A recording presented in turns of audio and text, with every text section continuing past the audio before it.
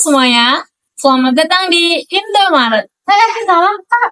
Iya, selamat datang di Suara Sastra, podcast yang akan membahas sastra Indonesia dari masa ke masa. Saya Nabila Syahira. Dan saya Vina Octavia. Kali ini kita akan ngobrolin soal sastra angkatan 45, sebuah era penting dari sejarah sastra Indonesia yang menjadi tonggak perkembangan sastra Indonesia modern. Yap, betul banget.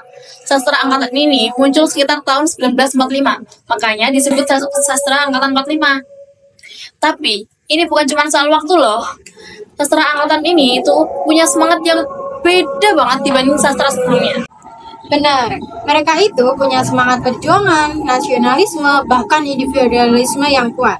Jadi karya-karya angkatan ini gak cuma seputar tentang puisi-puisi yang indah atau cerita tentang cinta aja, tapi karya-karya mereka juga mengangkat tema dan menggambarkan identitas bangsa, kebebasan, dan juga harapan. Kak Nabila tahu nggak tokoh paling ikonik dari angkatan 45? Pasti tahu dong.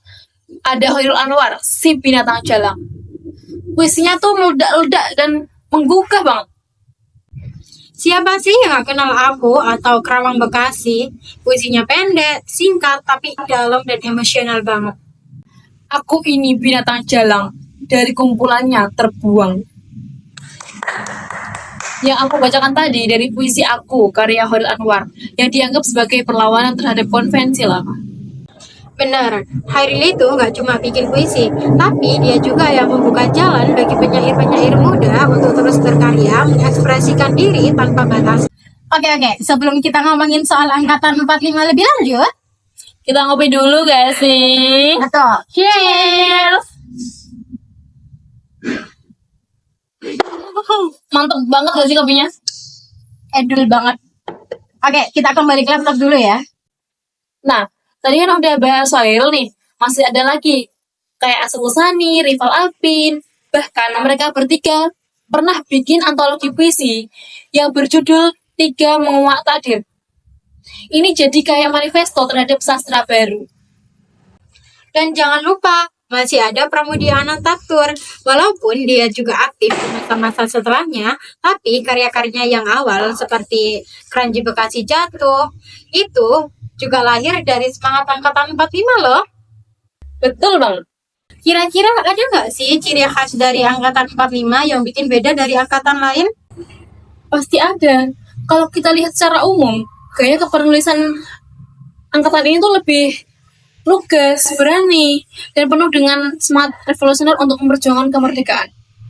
Mereka tuh nggak takut buat mengkritik penjajah atau kondisi sosial waktu itu. Betul, pastinya sastra angkatan ini itu mengangkat tema kayak kemerdekaan, perjuangan, eksistensi, bahkan kematian. Tapi dikemas dengan gaya yang super segar dan terkadang sangat personal. Nah, jadi gak heran lagi kalau sastra angkatan 45 itu jadi pembuka gerbang sastra modern di Indonesia. Mereka tuh bener-bener jadi peralihan dari sastra lama yang cenderung klasik dan normatif ke sastra modern yang cenderung fleksibel. Kalau menurut Kak Nabila, karya yang paling berkesan dari angkatan ini tuh apa sih Kak? Mungkin Karawang Bekasi kali ya. Puisi ini tuh bikin kita jadi kayak, ini gimana gitu, iya gak sih? Iya, Nuansa barunya, pengorbanannya, jadi terasa banget. Kalau kamu? kalau aku lebih suka Derai-Derai Cemara sih dari Chairil juga. Saat dengar puisi ini tuh kita bakal ngerasain sepi, seakan-akan hidup bener-bener hampa banget. Walaupun cuma beberapa baris puisi aja ya, tapi ini tuh punya makna yang dalam banget. Ngomongin soal Chairil nih, karya dia tuh diterjemahin ke berbagai bahasa loh. Berarti kan pengaruh dia bukan cuma di Indonesia aja. Iya benar. Bahkan Chairil itu pernah disebut-sebut sebagai penyair Indonesia pertama yang bergaya individualistis modernis kayak penyair Eropa. Padahal usianya tuh gak sampai 30 tahun waktu Chairil meninggal. Pakis ya. Tapi itu yang bikin dia makin dikenang. Hidupnya singkat, tapi warisannya banyak. Dan kalau kita lihat dari sisi kebahasaan, Chairil juga banyak menggunakan kata-kata yang belum umum waktu itu.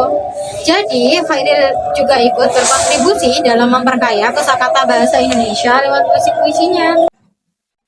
Nah, Kak Vina, kalau ngomongin soal kebaruan bahasa dan gaya nih, sebenarnya ini tuh yang bikin angkatan 45 jadi revolusioner banget ya sih? Iya, betul banget. Mereka tuh kayak nggak takut sama sekali buat ngacak-ngacak struktur puisi yang udah ada. Khairil misalnya, dia banyak mainin rima dan irama, tapi nggak selalu patuh sama aturan lama. Justru itu yang bikin puisinya terasa lebih ekspresif dan bebas. Bahkan, kadang puisinya tuh terkesan ngambang dan gak selesai secara konvensional. Tapi di situ kekuatannya, pembaca diajak buat mikir, merenung, atau bahkan menafsirkan sendiri makna puisinya. Dan itu salah satu faktor yang bikin karya-karya mereka masih relevan sampai sekarang. Meskipun ya, konteks sosial politiknya udah beda, tapi semangat dan keresahan yang mereka tuangkan itu sifatnya universal. Bener banget.